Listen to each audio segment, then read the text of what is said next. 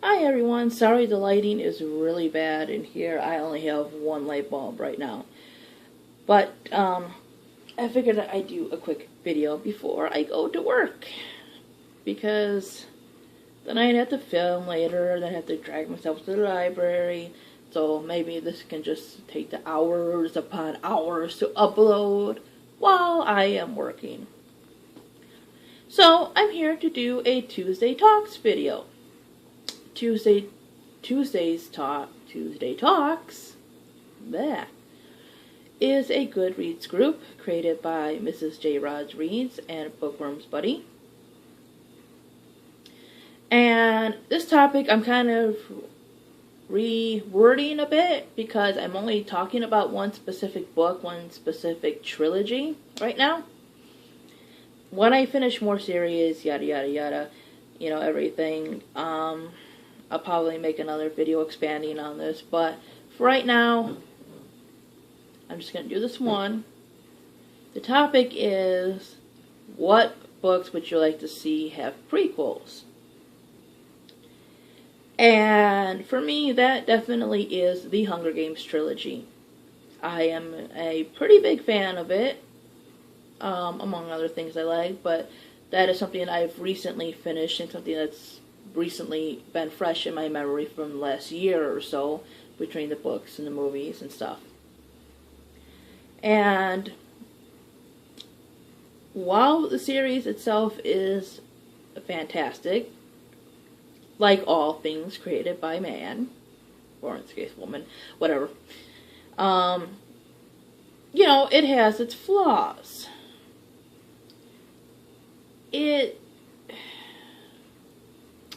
How do I put it?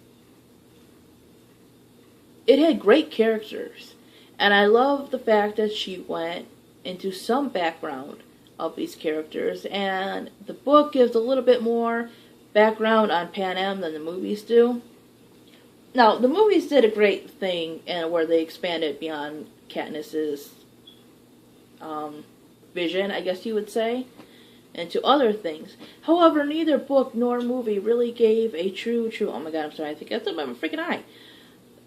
They never gave a true, complete history of Panem. And you really get attached to these characters and their story. And I think it's because a lot of this stuff really does happen in real life. We see the death of children all the time, even here in America with violence and everything else. And, we make excuses for those kind of things. And, people, they live in poverty. And there's prejudice between, the wealthy and the poor. And, some are deemed as lazy, others are deemed as cheaters and liars, and, people who will sleep their way to the top, and, all that other kind of stuff. So, it really is a good series, and I like the fact that it is for young adults because, young adults can be and are intelligent and can understand these kind of things. Just the thing that I didn't like is the lack of backstory for the story itself. We don't know really how long Panem has been there. I mean, we know the Hunger Games have gone on for 75 years, up to Catching Fire. But the Dark Days, we don't really know how long these people were treated this way before they started to rebel. When did America fall and become Panem? How long was Panem there before the Hunger Games? We just know that it's a 75-year period, but we don't know how long it existed before that.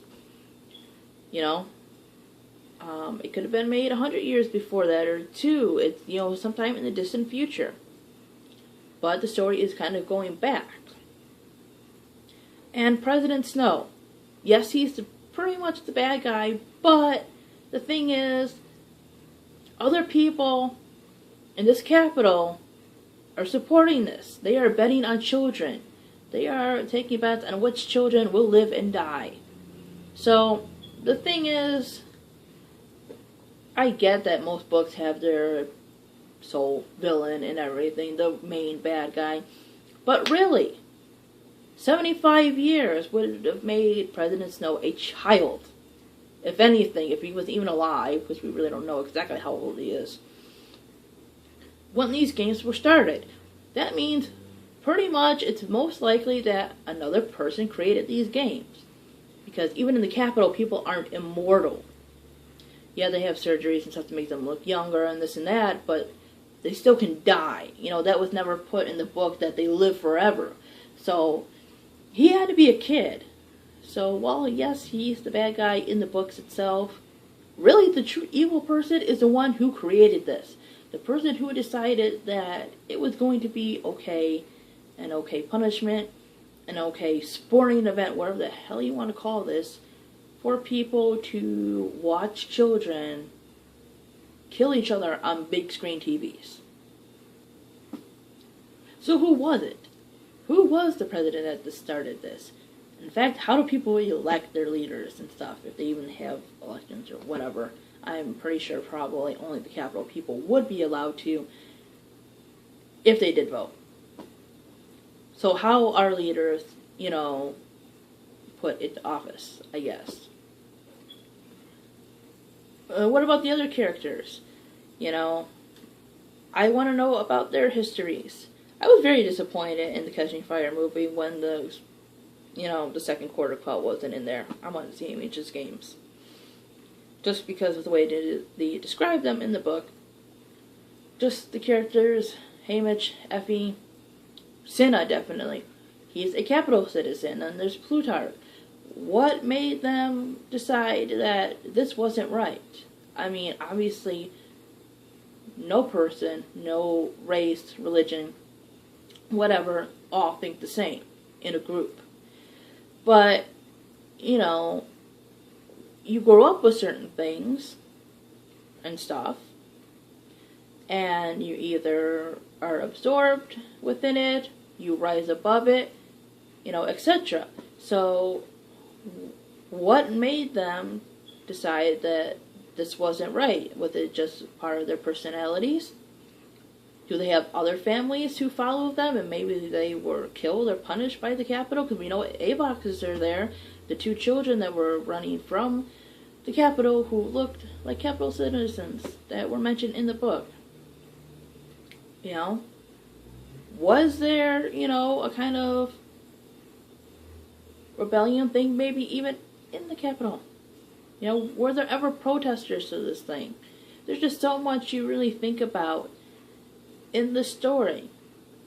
You know, why does this one person think this is okay, while this other one doesn't? You know, do they come from a certain family line that were maybe supporters and then protesters or etc., you know? Or were they just completely alone in their thoughts and, you know, had to hide? People like Cinna or Plutarch or Cressida, you know, and the other people. What are their family lives like? Do their families support them rebelling against the Capitol?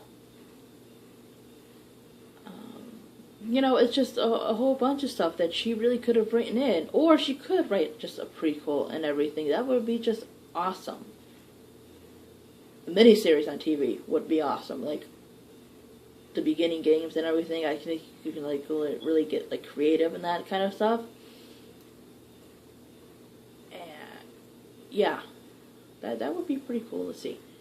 But I'm kind of rambling on. But the thing is that there are so many unanswered questions. The other thing is, if the districts are making all the stuff and transporting it to the Capitol, and it's supposed to be that most people don't have jobs here and they're just rich for some reason, how? I could see a few people. But the thing is that most people need jobs to make money. And it seems the only jobs they have revolve around the Hunger Games. Maybe somebody can explain that to me, because that just didn't make sense to me. That all these people can be rich and do absolutely nothing.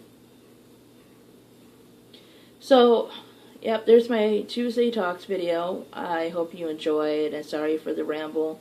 Tell me what you think. Do you agree with me on any of these? with the series, book, whatever that you think needs more explanation, and maybe a prequel would help. So, yeah, thanks for watching, and bye-bye.